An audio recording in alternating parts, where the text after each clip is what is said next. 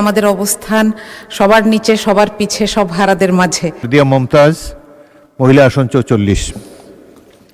মাননীয় স্পিকার, আপনাকে ধন্যবাদ। সংরক্ষিত মহিলা আসনের সদস্য হিসেবে আমাদের অবস্থান সবার নিচে, সবার পিছে, সব হারাদের মাঝে। কিন্তু তারপরও মনে হয় যে এখানে বসার একটা বেনিফিট আছে। এখানে যেহেতু পিছনে কেউ নাই, আমাদের হাত উঠালে দেখা যায়। আপনাকে ধন্যবাদ আমাকে সুযোগ দেওয়ার জন্য।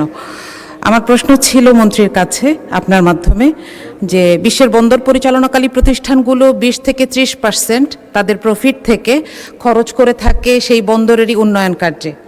তো আমার প্রশ্ন হচ্ছে যে চট্টগ্রাম বন্দরের যারা প্রধান প্রধান টার্মিনাল অপারেটর আছেন তারা এ পর্যন্ত কি পরিমাণ মুনাফা অর্জন করেছে এবং তার কোনো অংশ কি তারা বন্দরের উন্নয়নের জন্য, যেমন ভারী যন্ত্রপাতি কিংবা সেবার মান বাড়ানোর জন্য পুনর্বিনিয়োগ করেন কিনা, অথবা আগামী বাজেটে এ ব্যাপারে কোনো নির্দেশনা আছে কিনা? আপনাকে ধন্যবাদ।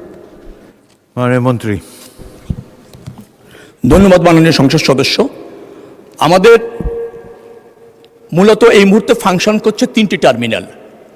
একটা পতেঙ্গা, সেটা সৌদির একটা কোম্পানি করছে এবং তাদের সাথে আমাদের বন্দর উন্নয়নের জন্য নির্ধারিত অঙ্কের ফি তারা প্রদান করে থাকে, তার থেকে এই বন্দর উন্নয়ন হয় এবং রক্ষণাবেক্ষণের একটা বড় অংশ সৌদির ওই কোম্পানি আপনার মেনটেন্স করে।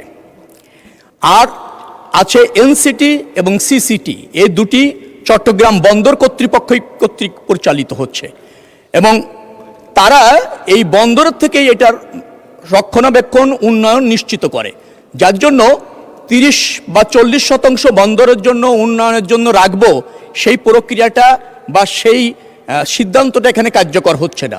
তবে যে সমস্ত কন্টেইনার টার্মিনাল আগামী দিনে বিদেশি কোম্পানির সাথে আমরা দেশের স্বার্থ রক্ষা করে চুক্তি করে মেনটেন্স করতে যাব, সেই সব ক্ষেত্রে এই প্রস্তাবনা যেটা আছে, পরামর্শ যেটা আছে, সেটা বিবেচনা করার সরকার চেষ্টা করবে। ধন্যবাদ মাননীয় স্পিকার।